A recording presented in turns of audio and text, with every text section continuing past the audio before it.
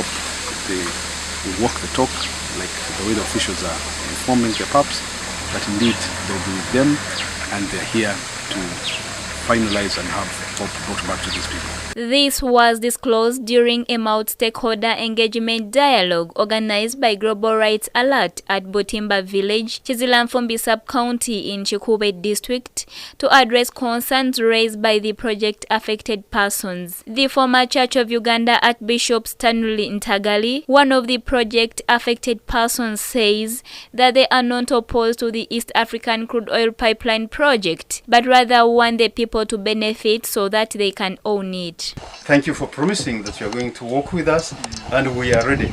But those gaps, you come and ask people information, you go and sleep there, and people remain in the dark. So hata abantu abakwija bakupikinga omwomu buli muntu akwenda ebyahanikirwe bibiri babigarukemu. So nyongo nezikoza bino bayita abantu bano bayina bingi. Under ECOP, that is under Total, Sinok and UNOC, is valued at 6 million per acre. That's true.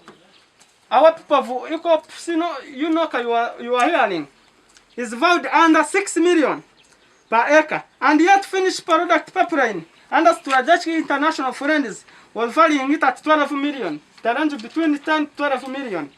So we wonder how it came. We're asking the difference. Peter Banura, the Kikuube District LC5 chairperson, and Benson Keche, the Hoima District Vice Chairman, says that compensation ought to be timely and commensurate with the property lost by the people. The economic benefits, the social benefits, we are seeing roads being done, we are seeing infrastructure being built, the international airport is nearby in Hoima there.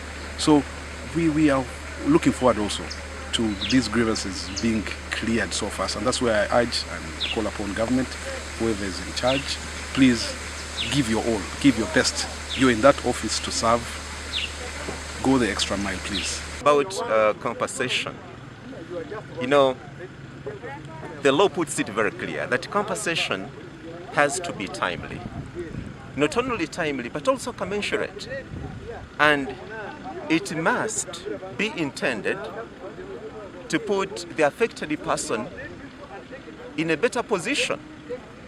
But now, in this case, one, we have had delays in compensation, and when you look at the valuation itself, it's not fair.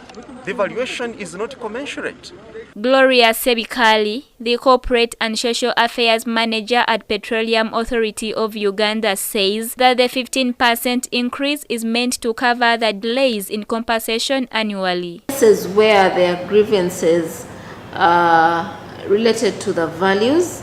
Each of the projects has a grievance management mechanism, and they are allowed to lodge their grievances so that these cases can be reviewed on a case-by-case basis. Chris Emanzi from Global Rights Alert says that the project-affected persons should not be intimidated but rather be given information regarding compensation to clear their doubts. But we hope that they are going to take all these submissions back and sit down on a round table and get solutions and return back with solutions, not to convince PAPs, not to intimidate PAPs, because when some of the officials are mentioning that, you know, if you don't open accounts, you shall go to court and you will lose the case. That is already intimidation, outrightly. Dr. Lawrence Bategeka, the former Hoima municipality legislator and an economist, says that Ugandans shouldn't abandon agriculture hoping to get money from oil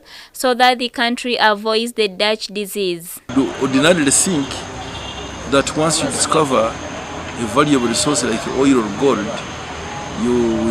the people will escape poverty. But if the people don't do the right things,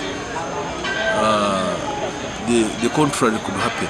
Instead of poverty reducing, it increases. On June 7, 2021, East African crude oil pipeline began the disclosure of compensations to the project-affected persons after a long wait, but the money disclosed was deemed to be little compared to the land and property lost in the process. Since then, The project-affected persons have written several petitions asking government to revalue their property. Story compiled by Ismail Kasoha for the news in Hoima.